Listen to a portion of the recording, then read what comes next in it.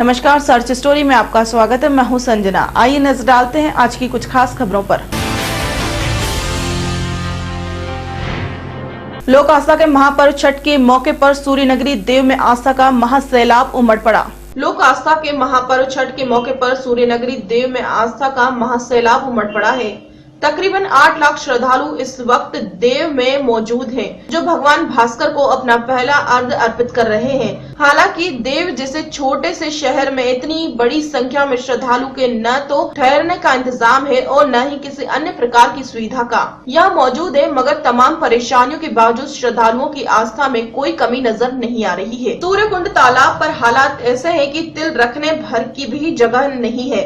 व्रतियों को किसी प्रकार की कोई दिक्कत न हो, इसके लिए जिला प्रशासन ने व्यापक इंतजाम किए हैं। बिहार से सत्यजीत कुमार सिंह की। सूर्य नगरी देव स्थित पवित्र सूर्य कुंड में लाखों व्रतियों ने उदीयमान सूर्य को आज अपना दूसरा अर्घ अर्पित किया।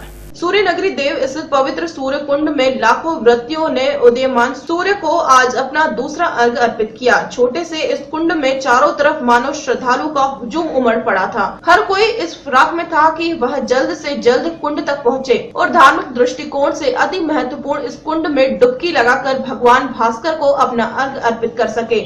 गौरतलब है कि देव में छठ पूजा का अनुष्ठान करने का एक अलग ही महत्व है। ऐसी मान्यता है कि भगवान सूर्य यहाँ साक्षात विद्यमान है और जो कोई भी सच्चे मन से यहाँ आकर छठी मैया की पूजा आराधना करता है, भगवान उनकी मनोकामना अवश्य पूरी करते हैं। अपना अर्घ अर्पित कर छठ व्रती पोखरे से दंडवत करते हुए सूर्य मंदिर पहुँचते हैं, जहाँ तीनों रूपों से विराजमान भगवान भास्कर के दर्शन करते हैं।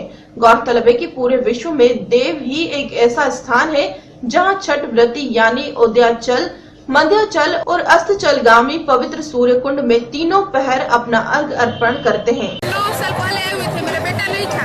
बेटा की मान्यता किए थे तो मान्यता पूरी हो गई था, फिर भतीजा का था।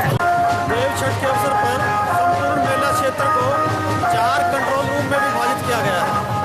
4 सहायक थाना स्थापित किया गया है और शहर के चारों तरफ सुरक्षा का इंतजाम किया गया है। छठ घाट पे, मंदिर पे श्रद्धालुओं की सुविधा के लिए लाइन लगाने की व्यवस्था की गई है। भीड़ को नियंत्रित और सुरक्षा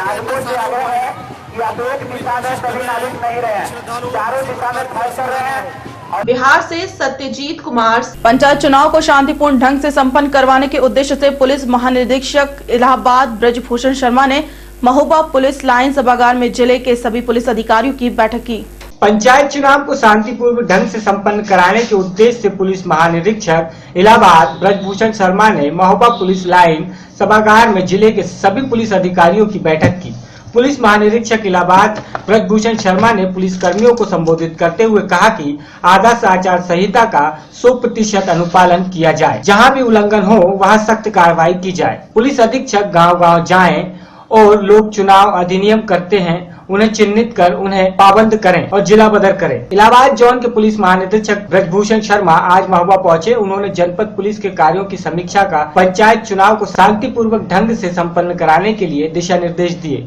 पत्रकारों से बात करते हुए उन्होंने कहा कि प्रधानमंत्री का चुनाव हमारे लिए काफी टफ है। उसी चुनौती को लेकर अब की बार क्लस्टर मोबाइल लाए जा रहे हैं, जिसकी संख्या अन्य चुनाव से अधिक होगी। पुलिस महानिरीक्षक ने बताया कि मतदान दिवस के दिन बाहर का कोई भी व्यक्ति गांव में न घुस पाए। इसके अतिरिक्त सेंसिटिव एरिया को नॉन सेंसिटिव करने के लिए प्रयास किए जा रहे हैं। उन्होंने बताया कि मतदान दिवस के दिन मतदान केंद्रों में 200 मीटर की परिधि में किसी को एकत्र न होने दें। उन्होंने बताया कि 100% FIR की जाए और यदि किसी प्रकार की लापरवाही मिलती है तो संबंधित पुलिस अधिकारी के विरुद्ध सख्त से सख्त कार्रवाई की जाएगी। बैठक में बांदा मंडल के DIG ज्ञानेश्वर तिवारी, पुलिस अधीक्षक वजी अहमद और अपर पुलिस अधीक्षक डॉक्टर राम यश सिंह मौजूद रहे।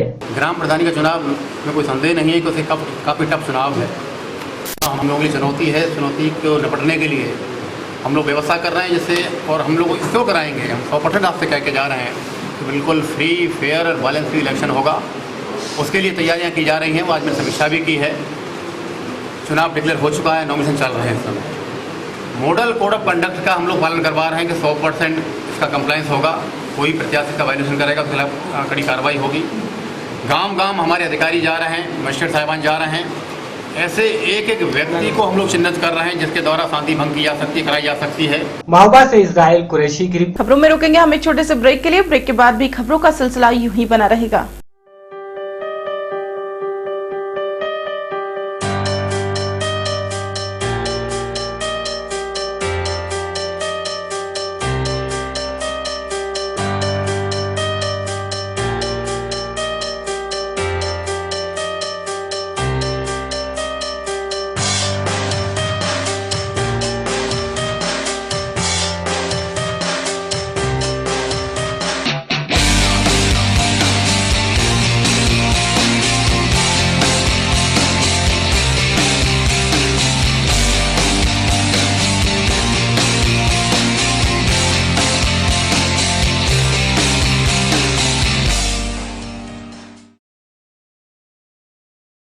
दिसंबर को पूरा भोपाल दौड़ेगा। क्या आप दौड़ेंगे? तो रजिस्ट्रेशन के लिए जल्द लॉगिन कीजिए www.bhopalrunner.in पर।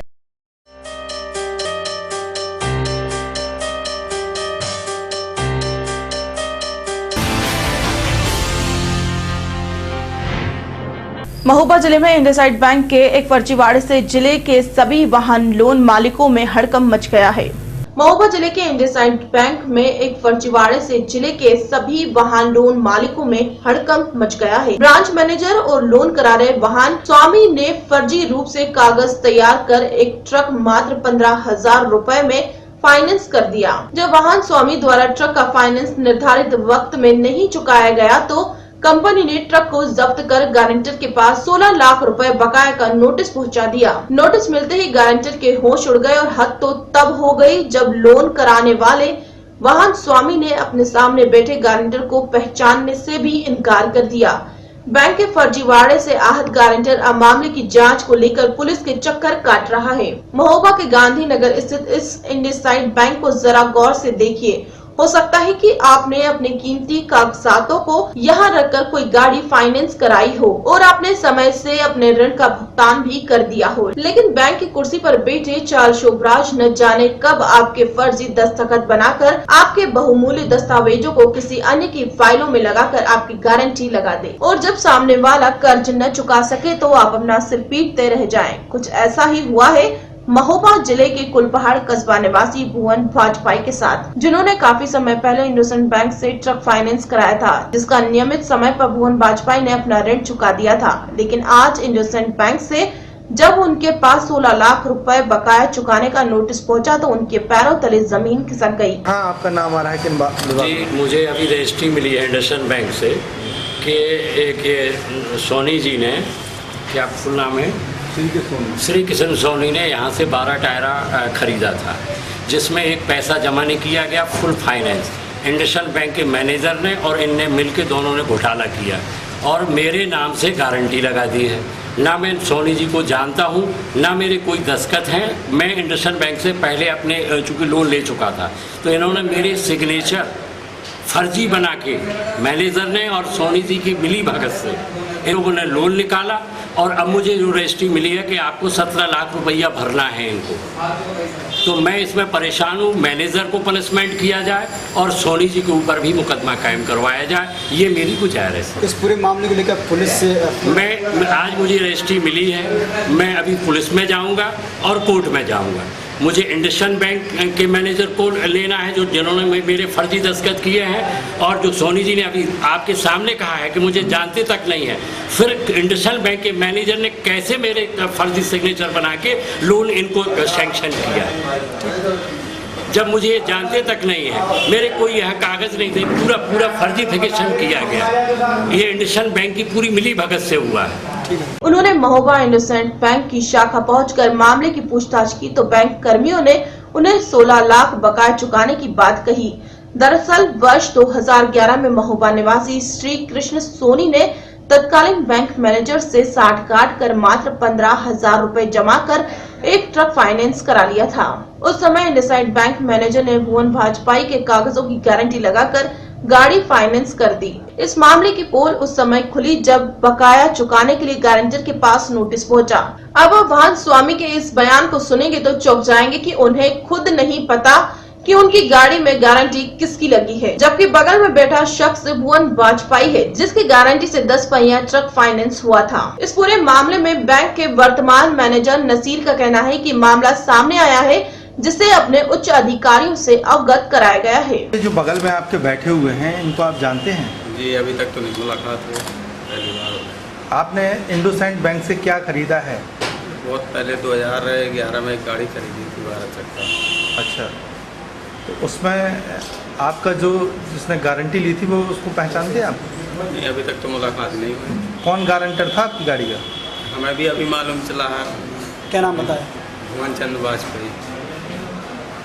आपको पता ही नहीं था कौन गारंटर है?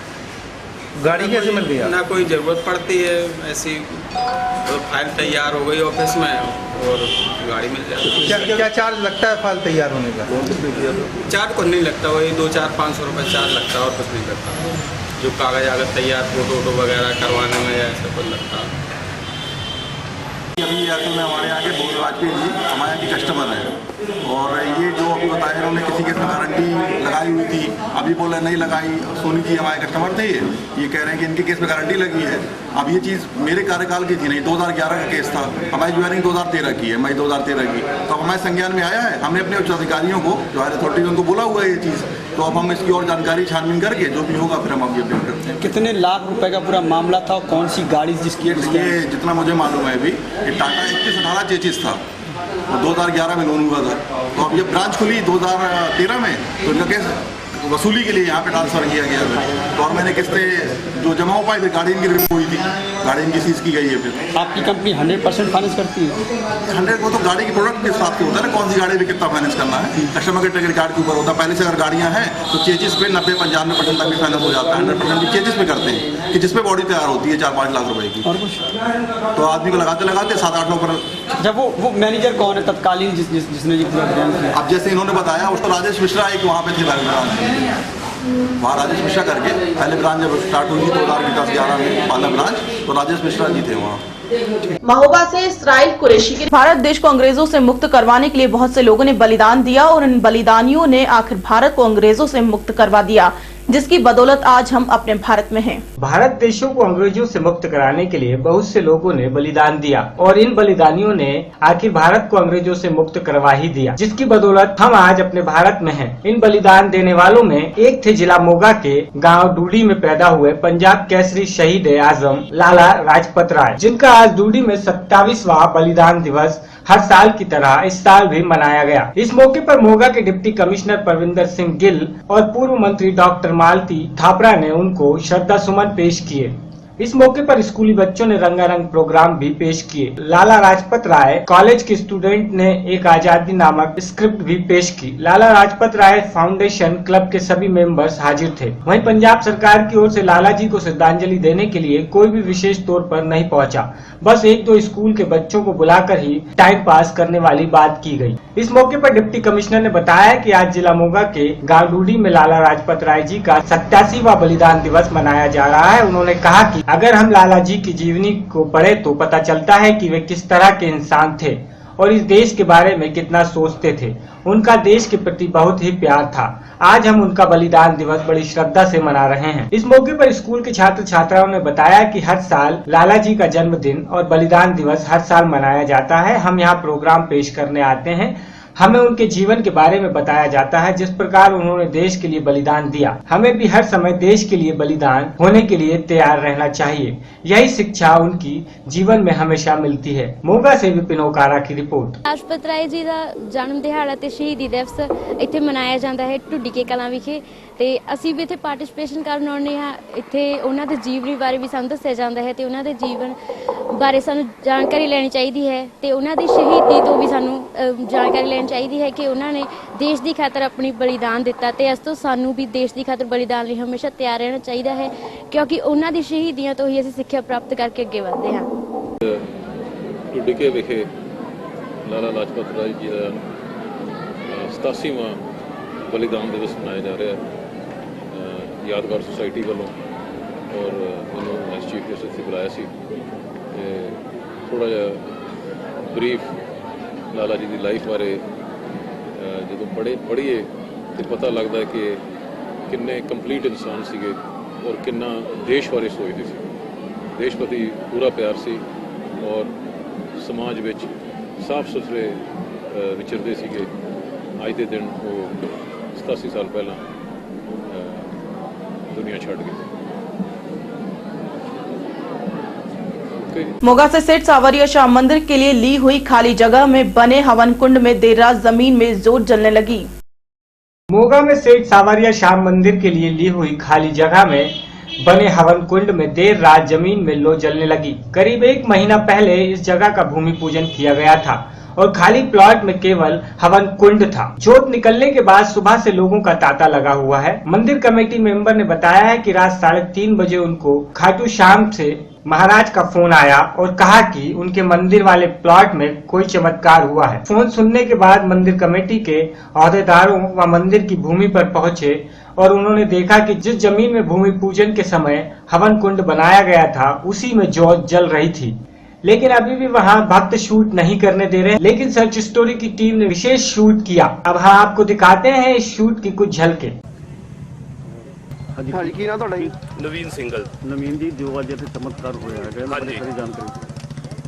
ਇੱਥੇ ਇਹ ਬਾਬਾ ਸ਼ਾਮ ਦੀ ਜੋਤ ਪ੍ਰਗਟ ਹੋਈ ਹੈ। ਸ਼ਾਮ ਬਾਬਾ ਖਾਟੂ ਵਾਲਿਆਂ ਦੀ। ਅੱਜ ਬਾਬਾ ਸ਼ਾਮ ਨੂੰ ਪੂਰੇ ਹਿੰਦੁਸਤਾਨ 'ਚ ਨਹੀਂ ਪੂਰੇ ਵਿਸ਼ਵ 'ਚ ਕੋਈ ਨਹੀਂ ਜਾਣਦਾ ਔਰ ਇਹ ਗੁਰੂ ਮਹਾਰਾਜ ਦੇ ਆਦੇਸ਼ਾਂ ਅਨੁਸਾਰ ਰਾਤ ਨੂੰ ਉਹਨਾਂ ਦਾ ਖਾਟੂ ਜੀ ਤੋਂ ਟੈਲੀਫੋਨ ਆਇਆ 3:30 ਵਜੇ ਆਪਣੇ ਸ਼ਿਸ਼ਿਆਂ ਨੂੰ ਮੋਗੇ ਵੀ ਉੱਥੇ ਜਾਓ ਮੰਦਰ ਵਾਲੀ ਧਰਤੀ ਤੇ ਵੀ ਉੱਥੇ ਜਾ ਕੇ ਦੇਖੋ ਵੀ ਉੱਥੇ ਕੋਈ ਜੋਤ ਬਾਬਾ ਦਾ ਚਮਤਕਾਰ ਹੋਇਆ ਵੀ ਜੋਤ ਪ੍ਰਗਟ ਹੋਈ ਹੈ। 3:30 ਵਜੇ ਰਾਤੀ ਸ਼ਿਸ਼ੇ ਇੱਥੇ ਆਏ ਆ, ਉਹਨਾਂ ਨੇ ਦੇਖਿਆ ਵੀ ਹਾਂ ਜੋਤ ਪ੍ਰਗਟ ਹੋਈ ਹੈ ਤੇ ਮਹਾਰਾਜ ਜੀ ਨੂੰ ਸੂਚਿਤ ਕੀਤਾ ਤੇ ਮਹਾਰਾਜ ਖਾਟੂ ਤੋਂ ਪਹੁੰਚ ਰਹੇ ਹੈ।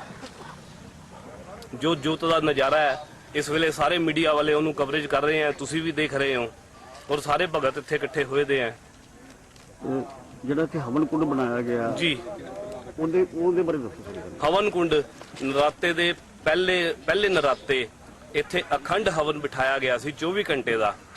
24 ਘੰਟੇ ਬਾਅਦ ਉਹਦੇ ਚ ਪੂਰਨ ਆਹੂਤੀ ਕੀਤੀ ਗਈ ਹੈ। ਉਸ ਹਵਨ ਕੁੰਡ ਦੇ ਵਿੱਚ ਇਹ ਜੋਤ ਪ੍ਰਗਟ ਹੋਈ ਹੈ। ਹਵਨ ਕਦੋਂ ਹੋਇਆ ਸੀਗਾ ਜੀ? ਪਹਿਲੇ ਨਰਾਤੇ ਜੀ। ਤੇ ਜੋਤੀ ਪ੍ਰੋਜੈਕਟ ਕਦੋਂ ਹੋਈ ਹੈ? ਜੋਤੀ ਪ੍ਰਜਵਲਿਤ ਅੱਜ ਸਵੇਰੇ 3:30 ਵਜੇ। ਅੱਜ 18 ਤਰੀਕ ਹੈ, 18 नवंबर 2015। मोगा से विपिन ओकारा की रिपोर्ट। खबरों में फिलहाल इतना ही, मुझे दीजिए इजाजत। नमस्कार।